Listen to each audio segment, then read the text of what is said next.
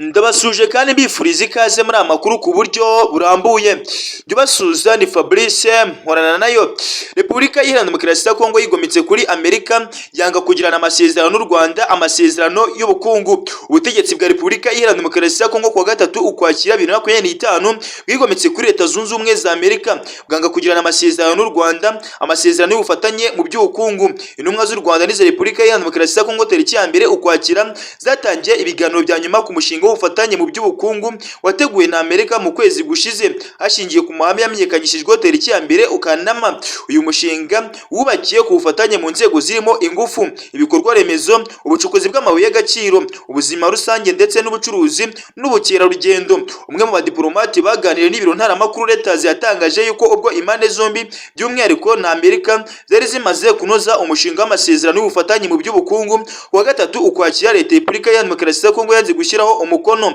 Yagize ati amatsinda yari mu biganiro yamaze kunoza inyandiko z'umushinga w'amasezerano y'ubufatanye mu by'ubukungu, ariko mu buryo bukabije ku munota wa nyuma Kinshasa yanga gushyiraho isinya. Uyu mudiplomate yakomeje agira ati twizeye aya masezerano na gahunda y'ubuhuza ya Amerika kandi igihe kirageze kugira ngo amasezerano azasinywe. Gahunda y'amahoro igomba kugera ku ntego. Undi mudiplomate yagaragaje yuko impamvu Leta ya Repubulika ya Demokarasi ya Kongo yanze gusinya aya masezerano ari uko isaba ko ingabo z'u Rwanda zibanza kuva ku butaka bwa Kongo ku kigero cya 90%. Gusa amasezerano impande zombi zagiranye i Washington na namwe agaragaza yuko ari ingabo z'u Rwanda muri Repubulika Iharanira Demokarasi ya Kongo. Leta y'u Rwanda inshuro nyinshi yasobanuye ko nta ngabo ifite muri Kongo. Icyakoza yakomeje kugenda igaragaza yuko yashyizeho ingamba z'ubwirinzi ku mupaka mu rwego rwo gukumira umugambi w'umutwe w'iterabwoba wa FDL n'abafatanyabikorwa bawo ndetse mu ruhare bafite wo guhungabanya umutekano w'u Rwanda. Amasezerano y'ubufatanye mu by'ubukungu ashingira ku masezerano y'amahoro u Rwanda na Repubulika Iharanira Demokarasi ya Kongo byagiranye tariki ya 27 Kamena bifashishijwe muri Leta Zunze Ubumwe za Amerika, irimo ingingo nyamukuru yo gusenya FDL no gukuraho ingamba z'ubwirinzi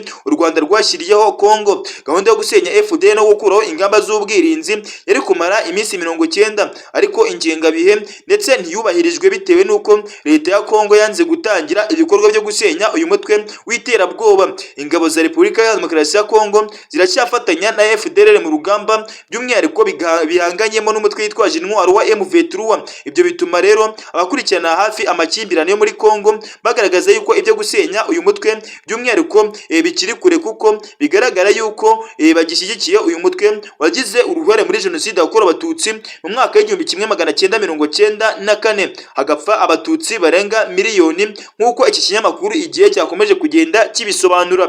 Nshuti bakunzi bacu, ni munyemerere duhindure ingingo tuve kuri iyi nkuru twiyerekereze ku yindi nkuru ikomeje kugenda zicyaracyara hirya no hino ku mbuga nkoranyambaga zishyushye. Ni munyemerere tuze kuri iyi nkuru ivuga yuko ikigo cy'igihugu cy'ibimenyetso bishingiye ku bumenyi n'ubuhanga bikoreshwa mu butabera cyatangaje yuko kiri gukorana na Minisiteri ya Siporo kugira ngo hashyirweho ikigo nyarwanda gishinzwe gupima ibiyobyabwenge mu bakinnyi ndetse bikazafasha mu kugenzura guhana abakinnyi bakoresha ibiyobyabwenge. Ubusanzwe RFA ipima abakinnyi kubera niba bakareba niba bakoresheje ibiyobyabwenge, ariko kuri ubu ngubu Leta y'u Rwanda ihanze amaso kubaka ikigo cyihariye gishinzwe gupima no kugenzura ibiyobyabwenge muri siporo kandi kikazaba cyemewe ku ruhando mpuzamahanga. Ni ikigo cyitezweho kuba cyakoreshwa n'ibindi bihugu byinshi byo muri Afurika mu kugenzura ko by'umwihariko abari mu gisata cya siporo badakoresha ibiyobyabwenge.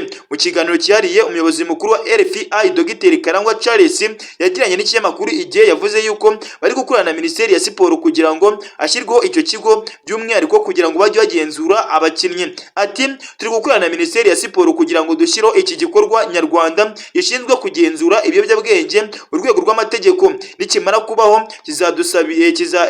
kizadusabira uburenganzira mu kigo gishinzwe kurwanya ibikoreshwa ry'ibiyobyabwenge mu bakinnyi ku isi, World Anti-Doping Agency, ndetse iyo izaza irebe ko twujuje ibyangombwa bityo itwemerere gupima iki kiyobyabwenge.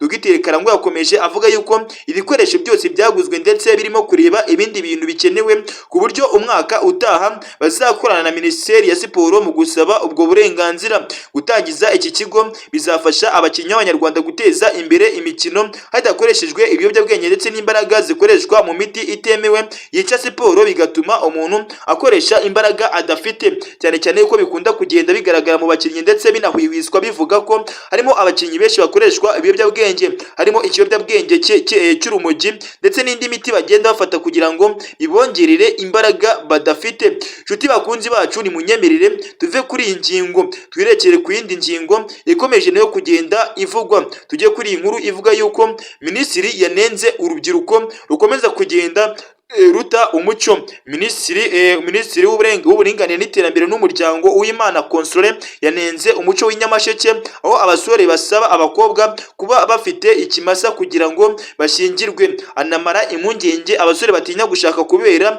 kubura inkwano.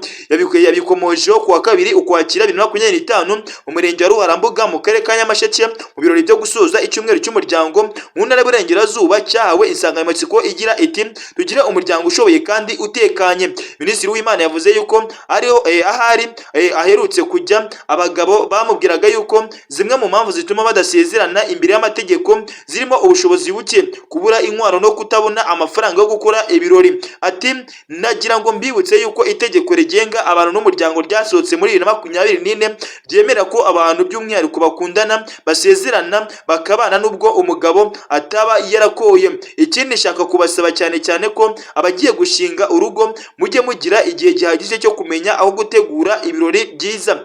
Ntabwo umukobwa yikwa. Minisitiri w'Imana yavuze yuko kuba umukobwa mu karere ka Nyamasheke asabwa n'abasore kuba afite ikimasa kugira ngo abashe gushyingirwa cyangwa se kugira ngo agombe kujya kwa sebukwe, by'umwihariko bakamubagira isake 9 akazirya, by'umwihariko akazimara mu bihe bitandukanye ari umuco, kuko mu Bugesera basabwa kuba bafite igare. Gusa bakwiriye kumenya uburenganzira bwabo. Ati tugomba kubigisha uburenganzira bafite nk'abagore, uburenganzira bafite ndetse n'uburenganzira bafite nk'abagabo. Hari ibyo uba utegekwa gukora. Ntabwo umukobwa yikwa, nabyita nkaho ari ukwikwa. Si umuco nyarwanda. Dukomeje kubirwanya mu rwego rw'uburenganzira n'ubwuzuzanye. Iki ndetse icyumweru cy'umuryango mu ntara y'Iburengerazuba by'umwihariko cyaranzwe n'ibikorwa birimo ubukangurambaga mu kurwanya ihohoterwa rikorerwa abana, kurwanya inda ziterwa abangavu no kurinda abana guta amashuri, kwirinda ihohoterwa rishingiye ku gitsina ndetse no kwigisha no gusezeranya imiryango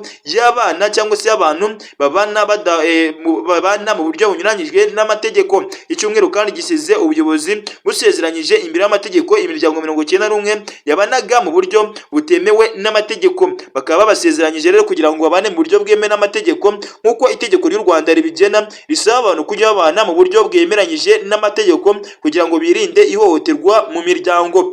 Nshuti bakunzi bacu, ndacyari Fabrice Mporana nayo ubategurira amakuru nkabagezaho mbararikira aya mukanya. Ndabashimira rero, duhure mu kanya gato katarambiranye.